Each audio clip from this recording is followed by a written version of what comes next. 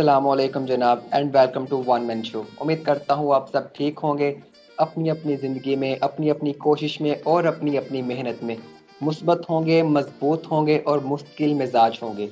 देखिए, हमारा मुस्तकिल होना, हमारा मजबूत होना और हमारा मस्बत होना, ये किसी भी चीज़ का मोहताज नहीं होना चाहिए। हमारी जो अंदरूनी एक कमी है, हमारी एक जो ज़ाहिरी कमी है, हमें उस चीज़ को अपनी हकीकी ताकत बनाना चाहिए। लेकिन कैसे कैसे हम ये सब करें?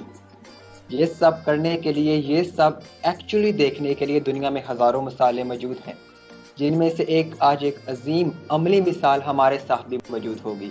जी हाँ, मैं बात कर रहा हूँ मशहूर व मारूफ भारतीय पैरा स्विमर मोहम्मद शम्स आलम शेख की। जी हाँ, मोहम्मद शम्स आलम शेख आज हमारे साथ मौजूद होंगे। ये वही स्विमर है जो दुनिया के तेज़ तरीन पैरा स्विमर हैं। इन्होंने क्यूबिक कनाडा में होने वाली एम कैन पैरा स्विमिंग चैंपियनशिप में ब्रॉन्ज जीता और 2018 में होने वाली स्विमिंग जो गेम्स थी, एशियंस गेम थी, उनमें भारत की नुमाइंदगी की। इनको भारत में भी और अमेरिका में भी आला अवार्ड से भी नवाजा जा चुका है। इन्होंने बहुत सारे रिकॉर्ड हासिल किए हुए हैं, जो सारे बताना तो मुमकिन नहीं, लेकिन चंद एक ज़रूर बताएंगे। हम आपको ज़रूर बताएंगे कि इन्होंने फरवरी 2020 में 2 किलोमीटर का फासला महज 12 मिनट और 23 सेकंड में पूरा किया, जो कि दुनिया में एक वर्ल्ड रिकॉर्ड बना। और इसी तरह के और बहुत सारे रिकॉर्ड हैं इनके पास।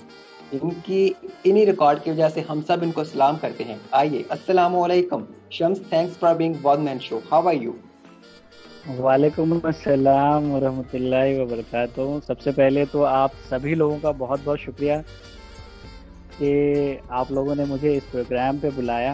आपकी पूरी टीम का मैं बहुत बहुत शुक्रिया अदा करना चाहता हूँ, 01 मैन टीम की। और जितना भी आपने मेरे बारे में कहा, ये काबिले तारीफ है और मैं शुक्रगुजार हूँ आप लोगों का कि आपने इज्जत बख्शी मुझे। बिल्कुल हम बात करेंगे। मैं भी काफ़ी एक्साइटेड हूँ क्योंकि पाकिस्तान से स्पेशली ये मेरा पहला इंटरव्यू है, तो बहुत ही एक्साइटेड हूँ। ज़रूर बात करेंगे हम लोग। बिल्कुल मज़ा आने वाला है, हमारे लिए भी एक फख्र की बात है। तो सबसे पहले तो शम्स, हमें ये बताइए, आपने इतने रिकॉर्ड्स बनाए, इतने एजाज़ात हासिल किए, इतने अवार्ड्स लिए, इतने मेडल्स जीते, ये मोटिवेशन आपको कहाँ से मिली? सबसे पहली बात ये है कि चूंकि मेरा जो ताल्लुक है वो एक खिलाड़ी ख़ानदान से है, क्योंकि मेरे जो नाना साहब थे वो पहलवान थे, रेसलर थे। और इत्तेफाक से मेरी जब पैदाइश हुई तो मैं उनको तो देख नहीं पाया क्योंकि उनकी उम्र काफ़ी थी, तो उनका इंतकाल हो गया था। लेकिन मेरी वालदा थी जो मुझे हमेशा उनके बारे में, उनकी कहानियाँ, उनकी जो स्टोरीज़ थी वो बताया करती थी। और वहीं से मैं काफ़ी इंस्पायर हुआ और मैं हमेशा ही चाहता था कि मैं मार्शल आर्टिस्ट बनूं, क्योंकि कुछ ना कुछ करना था। और उस वक्त 90s में आप समझ सकते हैं कि ब्रूसली का बहुत ज़्यादा क्रेज़ था, बिल्कुल। तो हम लोग वो करना चाहते थे। हालांकि मैं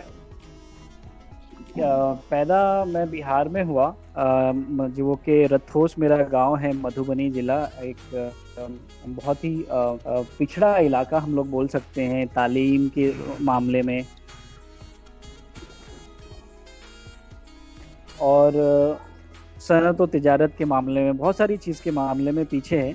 लेकिन चूँकि मैं अपने घर में सबसे छोटा था, तो भाई मुंबई आ चुके थे, बॉम्बे के अंदर वो लोग सेटल हो चुके थे, उनका कारोबार था। तो उन्होंने सोचा कि मेरे जो पहले भाई थे, हम 2 बहनें हैं हमारी और 4 भाई हैं हम टोटल। तो जिसमें से मेरे भाई एक हाफिज़ हैं और बहनें हैं, और भाई जितने भी लोग थे सब मदरसे की तालीम उन्होंने हासिल की। तो वो चाहते थे कि मैं स्कूल की तालीम हासिल करूं और आगे जाऊं। तो इसलिए वो मुझे मुंबई लेके आ गए, और जब मैं यहाँ मुंबई आया तो मैंने अपनी तालीम शुरू की। तो यहाँ आने के बाद मुझे कुश्ती तो नहीं मिला, कुश्ती का अखाड़ा तो नहीं मिला, लेकिन यहाँ पे कराटे की चीज़ें मिल गई मुझे। कराटे सिखाने वाले बहुत सारे क्लासेस थे, तो मैंने कराटे सीखना शुरू किया और मैंने शीतोरियो स्टाइल के अंदर कराटे सीखा। और इस तरीके से मैंने स्कूल, डिस्ट्रिक्ट, स्टेट चैम्पियनशिप और नेशनल चैम्पियनशिप और इवन इंटरनेशनल चैम्पियनशिप के अंदर कराटे के अंदर भी मैंने 50 से ज़्यादा तमगे हासिल किए, वाओ। और जब तक मैं खेलता रहा।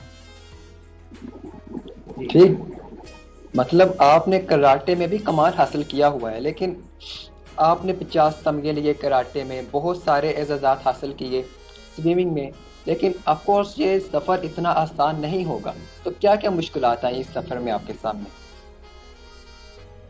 हाँ बिल्कुल, सबसे पहले तो मैं बताना ये चाहूँगा कि मुश्किलात, सबसे बड़ी मुश्किल तो यही है कि जब आप बहुत छोटे उम्र के होते हैं, 5-6 साल के ही हो, और आपको आपके वालिदैन से अलग कर, जब आप अपने गाँव को छोड़ के शहर में चले जाते हैं जहाँ पे आपको अकेले रहना है आपके भाइयों के साथ, आपके घर में कोई औरत ना हो वहाँ पे, तो आप समझ सकते हैं कि कितनी तकलीफ होती है।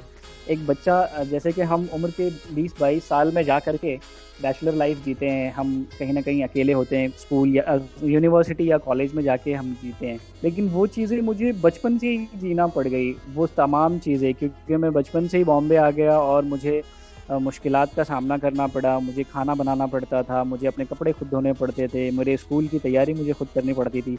कोई मुझे ये कहने वाला नहीं था कि आज आपकी स्कूल है, आपको स्कूल जाना है, आप उठ जाओ। तो ये जो एक क्या कहते हैं, जिम्मेदारी जो होती है वो बचपन से ही आ गई थी मेरे ऊपर। हम्म। तो अपनी जिम्मेदारी को समझते हुए आप समझ सकते हैं कि इतनी छोटी उम्र में आपको जब जिम्मेदारी आ जाती है, कैसी जिंदगी हो सकती है आपकी। अच्छा, तो इस साल में जब आपने अपना प्रोफेशनल कैरियर का आगाज़ किया, आपने कराटे शुरू किए, स्विमिंग फिर बाद में शुरू की, तो उस टाइम में कौन सा ऐसा बंदा था जो आपके साथ था, जो आपके कदम से कदम मिला रहा था, कौन था वो? देखिए, सबसे मुश्किल दौर मेरी ज़िंदगी में वो आया कि जब मेरा डिसेबिलिटी हो गया, मुझे लाइक मेरे स्पाइनल कॉर्ड में ट्यूमर आ गया। उसके बाद ऑपरेशन के बाद जब मैं पूरा लाचार हो गया, मेरे सीने के नीचे का जो हिस्सा था वो पूरा लाचार हो गया, उसमें से ताकत और क़ुव्वत सभी चीज़ें ख़त्म हो गई। अब मुझे किसी चीज़ का एहसास नहीं है, अगर आप मुझे छुएं काटें तो उस चीज़ का एहसास नहीं होता है मुझे। तो वो एक बहुत गमगीन वक्त था मेरे लिए, मेरे पूरे ख़ानदान वालों के लिए मैं कह सकता हूँ, क्योंकि आप समझ सकते हैं कि जब आप पढ़ लिख करके एक इंजीनियर बन रहे हो, ख़ास करके अपने घर में नहीं बल्कि अपने पूरे गांव में आप एक पहले वाहिद इंजीनियर बन रहे हो, तो तमाम लोगों की जो तवक्कात हैं, जो उनकी ख्वाहिशात हैं, वो आपसे बहुत ज़्यादा बढ़ जाती हैं। सभी लोग आपको उम्मीद की नज़र से देखते हैं, और अचानक जब आपकी ज़िंदगी में ऐसा कुछ हो जाए तो मानिए कि एक पहाड़ जैसे टूट गया हो आपके ऊपर। तो वैसा था मेरी ज़िंदगी में, लेकिन इन तमाम मुश्किल हालात में मैं मेरी बड़ी बहन का और मेरी वालदा का बहुत बहुत शुक्रगुज़ार हूँ, जो मुझे हमेशा साथ देती रहीं, और हर मुश्किल दौर में उन्होंने मुझे साथ दिया। ठीक। अच्छा, अपनी जो आपकी लाइफ है उसका टर्निंग पॉइंट किस हिस्से को समझते हैं कि दैट के ये मेरे लाइफ का टर्निंग पॉइंट था? कहीं ना कहीं मैं समझता हूँ कि ये जो तकलीफ हुई, जब मुझे माजूरियत आ गई मेरे जिस्म में, वही मेरे ज़िंदगी का एक टर्निंग पॉइंट था, क्योंकि मुझे लगता है कि ये बहुत ही उम्मीद के साथ और बहुत ही भरोसे के साथ मैं कह रहा हूँ, जितने भी लोग मुझे सुन रहे हैं, कि हम पढ़ा करते थे, हम मुसलमान हैं, हमारा ये ईमान है कि अल्लाह जब एक दरवाज़ा बंद करता है तो हज़ारों दरवाजे खोल देता है। और मेरी वालदा हमेशा ये कहा करती थी मुझे। उस वक्त मुझे नहीं समझ में आता था कि कैसे, अब इतनी मुश्किल है, कैसे मैं क्या करूँगा। कुछ लोगों ने साथ छोड़ दिया, कुछ अपने रिश्तेदारों ने साथ छोड़ दिया मुश्किल हालात में, लेकिन फिर कहीं ना कहीं मैं समझता हूँ कि वही वो वक्त था जब अ, अ, मैंने हिम्मत की, और अल्लाह का बहुत बड़ा एहसान है कि अल्लाह ने मुझे रास्ता दिखाया, और मैं फिर इस हालत में काम करना शुरू किया, मैंने जॉब स्टार्ट की। इस हालत में मैंने फिर स्विमिंग शुरू की, और वो जो मेरा एक ख्वाब था कि मेरे मुल्क को मुझे एक आला दर्जे के कंपटीशन में रिप्रेजेंट करना है, वो ख्वाब जो चकनाचूर हो गया था कहीं मेरी माजूरियत की वजह से, वो फिर से अल्लाह ताला ने मुझे एक दूसरे रास्ते से दिखाया और उसको रोशन कर दिया। और यकीन मानिए कि वो ख्वाब, एशियन गेम्स जो होता है, ये हर एक खिलाड़ी के लिए बहुत बड़ी चीज़ है अपने आप में। बिल्कुल। और 2010 में जिस वक्त मैं कराटे में ब्लैक बेल्ट और नेशनल चैम्पियन था, मैं एक बहुत ही उम्दा और मजबूत दावेदार था एशियन गेम्स 2010 के लिए, क्योंकि उस वक्त मुझे नेशनल चैम्पियनशिप में मेडल था और ग्रेट। नेशनल कैंप के लिए भी मेरा सिलेक्शन हुआ था। वो कहीं ना कहीं मेरे लिए एक बहुत ही मुश्किल वक्त था कि ऐसे हालात में आपको डिसेबिलिटी हो जाती है, लेकिन फिर शायद कहते हैं ना कि हर चीज़ का अपना एक वक्त मुअय्यन, हर चीज़ जैसे सूरज और चांद निकलते हैं बिल्कुल। अच्छा ये उसी बताइए। तरीके से उस जी जी उसी जी। तरीके से ये शायद बत मेरी जिंदगी में भी अ, बिल्कुल। इस चीज़ का वक्त था कि मैं कब एशियन पैरा गेम्स में अपने मुल्क को रिप्रेजेंट करूंगा। That's really. अच्छा ये बताइए मिस्टर शेख कि जो स्विमिंग है ये आपको क्या सिखाती है? क्या सीखा आपने स्विमिंग से? हाँ बिल्कुल, देखिए चूंकि खेल कोई भी हो वो आपको बहुत कुछ सिखाता है। जैसे कि सबसे पहले तो मैंने अगर कराटे की बात करूँ तो वहाँ से मुझे डिसिप्लिन, डेवलपमेंट और डायनामिज्म का जो लाइफ स्किल्स है वो मुझे सीखने मिला, और वही एक चीज़ है जो मुझे अक्सर इस मुश्किल हालात में भी मैं अपने आप को संभाल पाता हूँ। स्विमिंग की बात रही, स्विमिंग से मुझे फ़ायदा ये हुआ कि आप जब पहली बार 2012 में मैं गया मेरा डिसेबिलिटी सर्टिफिकेट लेने के लिए, तो उन्होंने मेरे डिसेबिलिटी सर्टिफिकेट पे 100% डिसेबल लिखा था। और और जब मैंने स्विमिंग स्टार्ट किया उसके बाद आहिस्ता आहिस्ता मैंने खेलना शुरू किया, और जब 2017 में दोबारा मैं सर्टिफिकेट बनाने गया तो मेरे डिसेबिलिटी सर्टिफिकेट पे 72% लिखा हुआ था। यानी एक जिस्मानी तौर पे भी मुझे फ़ायदा हुआ। स्विमिंग की वजह से मुझे और भी बहुत सारे फ़ायदे ये हुए कि आप जिस हालत में मैं हूँ उस हालत में इंसान को पेशाब पाखाने का जो कंट्रोल होता है वो ख़त्म हो जाता है। तो स्विमिंग में ख़ास करके बटरफ्लाई जो स्ट्रोक है उसको करने के बाद मेरी जो स्टमक होती है उसके अंदर एक अजीब सी कॉन्ट्रैक्शन आती है, और जिसकी वजह से काफ़ी कुछ कंट्रोल मुझे हुआ। तो ये एक बहुत बड़ा जिस्मानी फ़ायदा मुझे लगा, और जहनी सुकून भी होता है।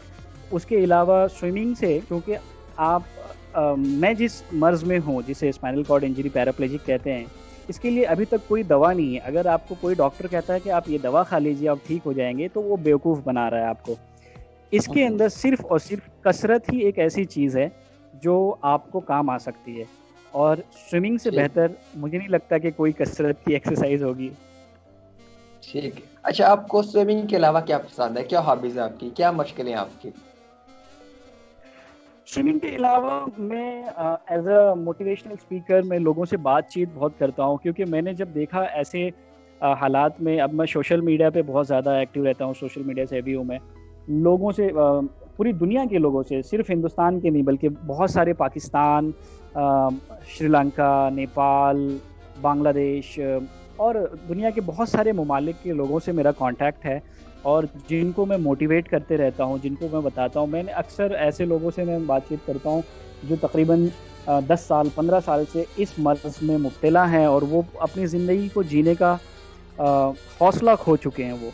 तो मैं उन लोगों से बात करता हूँ, उनको बताता हूँ कि आपको किस तरीके से फिर से आपको अपनी ज़िंदगी में जीना है और आगे बढ़ना है, कैसे आपको अपने आप में यकीन रखना चाहिए, और आप जिसको भी मानते हैं, जो भी आपका अल्लाह हो, खुदा हो, भगवान हो, आप जिसको भी मानते हैं, किस तरीके से उसमें फ़ेथ रख के आगे आपकी ज़िंदगी को आप जी सकते हैं और अच्छा बना सकते हैं।